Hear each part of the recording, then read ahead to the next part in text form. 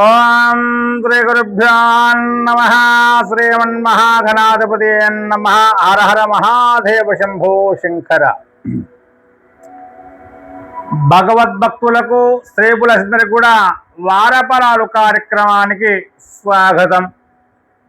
వారఫలాలు కార్యక్రమాల్లో వృశ్చిక రాశి 5వ తారీఖు 7/2026 నుండి ఆదివారము 11/7/2026 శనివారం వరకు వృశ్చిక రాశి వారి యొక్క ఫలితాలు. ఈ వారం వృశ్చిక రాశి వారందరికీ కూడా ఉద్యోగాల్లో మీ ప్రతిభకు మంచి గుర్తింపు లభించే అవకాశాలు కనిపిస్తూ ఉన్నాయి. పెండింగ్లో ఉన్నటువంటి పనులన్నీ కూడా పూర్తి చేయడానికి మంచి అనుకూలమైనటువంటి సమయం అని చెప్పుకోవాలి. సహోద్యోగులతో సమన్వయం పాటిస్తే మంచి ఫలితాలను పొందగలుగుతారు. వ్యాపారులకు కొత్త అవకాశాలు, లాభదాయకమైన ఒప్పందాలు కలిసి వచ్చే సూచనలు ఉన్నాయి. ఆదాయం మెరుగుపడే అవకాశాలు ఉన్నాయి. నిలిచిపోయిన ధనం తిరిగి వచ్చే సూచనలు కూడా అనిపిస్తున్నాయి. ఆకస్మిక ఖర్చులు వచ్చినా వాటిని సమర్థవంతంగా నిర్వహించగలుగుతారు. మీరందరూ కూడా పెట్టుబడుల విషయంలో చాలా జాగ్రత్తగా ఉండి నిర్ణయాలు తీసుకోవడం శుభదాయకం. కుటుంబ సభ్యులతో అనుబంధం బలపడుతుంది. ఇంట్లో శుభకార్యాల గురించి చర్చలు జరుగుతారు. పెద్దల యొక్క సలహాలు మీకు ఉపయోగపడతాయి. విద్యార్థులకు ఏకాగ్రత పెరిగే అవకాశాలు ఉన్నాయి.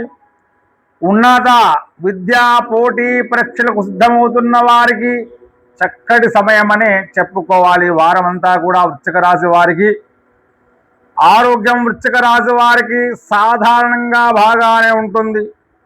రక్తపోటు, ఒత్తిడి లేదా అలసట సమస్యలు ఉంటే ఏమాత్రం కూడా నిర్లక్ష్యం చేయరాదు. ధ్యానము, ప్రాణాయామము చేయడం వల్ల మానసిక ప్రశాంతత లభిస్తుంది. దాంపత్య జీవితంలో పరస్పర అవగాహన పెరిగే అవకాశాలు ఉన్నాయి. ప్రేమికులు భావోద్వేగాలను అదుపులో ఉంచుకోవడం శుభదాయకం. వివాహం కాని వారికి శుభవార్తలు వచ్చే అవకాశాలు కూడా కనిపిస్తూ ఉన్నాయి. ఈ వారం వృశ్చిక రాశి వారికి అదృష్ట సంఖ్య 9, అదృష్ట రంగు ఎరుపు, అదృష్ట రోజు మంగళవారము.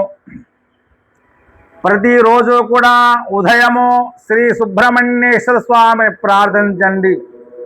మంగళవారం రోజున శ్రీ వల్లీ దేవసేన సమేత సుబ్రహ్మణ్యేశ్వర స్వామి వారికి అభిషేక పూజా కార్యక్రమాలు పాలు పంచుకోండి. అదేవిధంగా మంగళవారం రోజున, శనివారం రోజున హనుమాన్ చాలీసా పారాయణం చేసినా కూడా శుభదాయకంగా ఉంటుంది. సోమవారం రోజున ఆ పరమశివుడికి పంచామృతాతోనూ అదేవిధంగా పండ్ల రసాలతోనూ మంచి నీటితోనూ అభిషేకం చేసుకోవడం చాలా మంచిది. ఇంకా వీలైతే నవగ్రహ ప్రదక్షిణ కూడా చేయండి. ఓం అంగారకాయ నమః అనే మంత్రాన్ని శక్తానుసారంగా జపాలు చేసుకోవడం శుభదాయకం. ఎర్రటి కందులు లేదా ఎర్ర వస్త్రాన్ని ఏదైనా మీకు దగ్గరలో ఉన్నటువంటి దేవాలయంలో సమర్పణ చేయండి. గోవులకు పచ్చగడ్డి, పక్షులకు ధాన్యం వేయండి. కోపాన్ని మాత్రం అదుపులో ఉంచుకోండి. ఆలోచించి నిర్ణయాలు తీసుకోవాలి. తల్లిదండ్రులను, గురువులను ఆశీర్వాదం తీసుకోవడం శుభదాయకంగా ఉంటుంది. ఈ వారం అంతా కూడా వృశ్చిక రాశి వారికి ధైర్యం, పట్టుదల, ఆధ్యాత్మిక చింతన విజయానికి మార్గం చూపుతాయి. తొందరపాటు నిర్ణయాలకు దూరంగా ఉండి దైవ నామస్మరణతో ప్రతి కార్యాన్ని ప్రారంభిస్తే అనుకూల ఫలితాలను పొందగలుగుతారు. ప్రతి వారం కూడా వారఫలాలు కార్యక్రమానికి మా యొక్క తెలుగు ఋషి టీవీని సబ్స్క్రైబ్ చేసుకోగలరు. ఓం నమః శివాయ.